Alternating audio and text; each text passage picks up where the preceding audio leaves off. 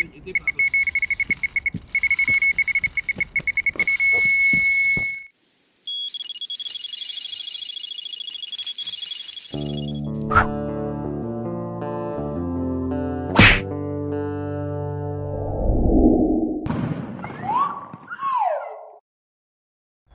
Eh bien le bonjour les pêcheurs.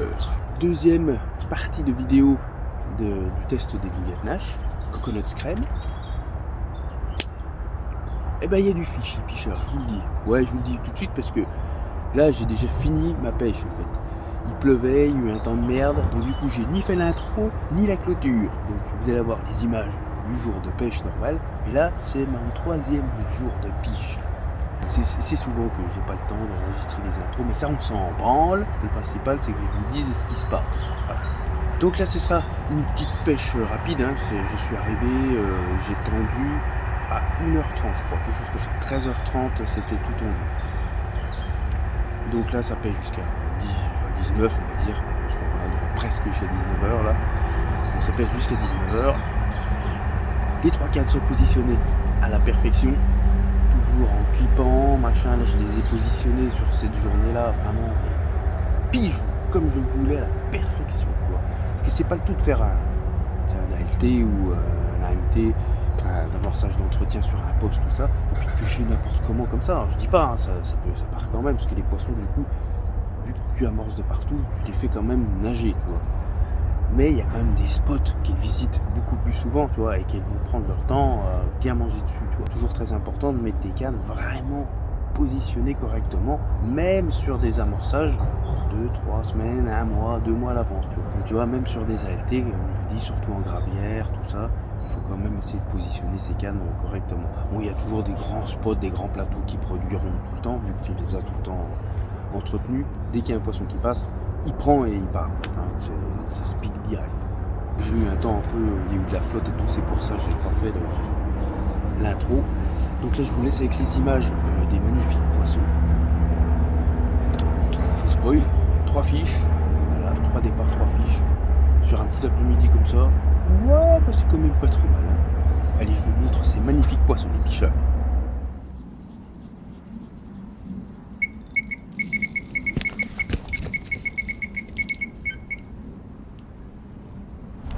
Ouh, eh ben les picheurs, il n'y a que des gros poissons qui tombent. Et que ça. Une vieille pizza là. Une morpho de pizza. 4 fromages. À mon avis. Alors, des couleurs de fou. Là, vraiment couleur de fou. Gros bidou. Miroir. On va poser ça, parce que ça doit approcher les vins aussi. Voilà. Regardez-moi ça un peu, ce magnifique fiche. Là, couleur hivernale, plein pot. Encore un poisson qui a craqué sur les Coconut Cream.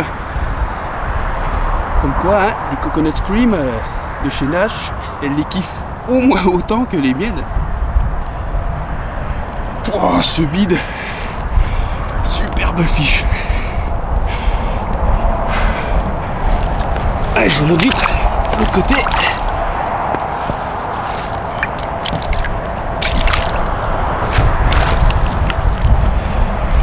Chut.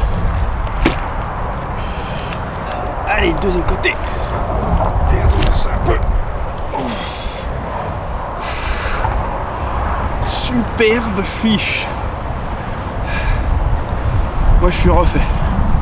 Je pense que c'est un poisson qui commence à vieillir un peu. Pas de souvenir de l'avoir déjà pris. Tout petit, mais vraiment bijou. Là, trop content.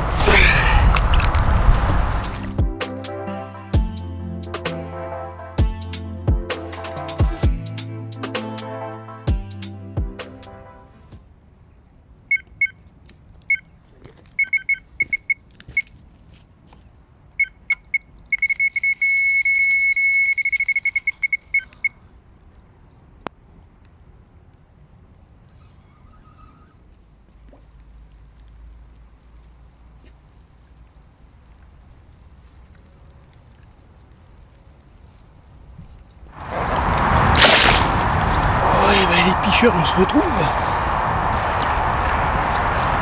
Un deuxième fiche. La dernière fois, j'avais eu 2 départs aussi. Et j'avais décroché la deuxième. Il est parti au même endroit, canne du milieu. Mais ce coup-ci, je ne l'ai pas décroché. Encore une miroir splendide. C'est pas un poisson de vin ce coup-ci quand même. Parce que même moi, j'arrive pas à y croire tout juste. 10, c'est à peine croyable. Faire une moyenne pareille. Enfin, bref. Bonheur. Mais c'est quand même un poisson d'une quinzaine de kilos. Hein. C'est pas non plus un bint. Et elle est splendide. Elle a un peu ses couleurs de ouf. Franchement, je la surkiffe. Et elle kiffe les coco crèmes. Vraiment. T'as vu la petite tache blanche sur sa queue? Magnifique. Facilement reconnaissable celle-ci. Ouais, de côté à peu près pareil. Donc on va la remettre. Et puis on va essayer de reprendre une petite dernière. Il reste une petite heure de pêche et puis on s'en va. Allez.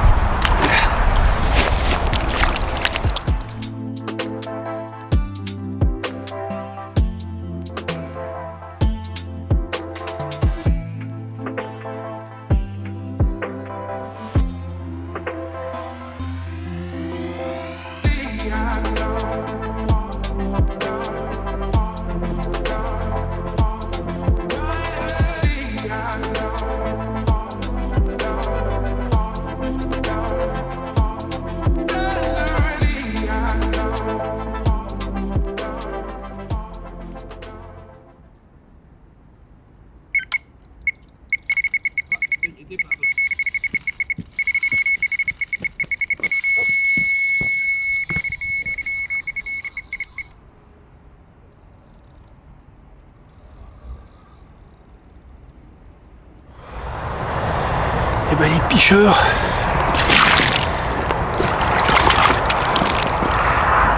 le troisième et dernier poisson avant de partir, juste au moment de plier, une magnifique commune qui m'a fait un combat de ouf.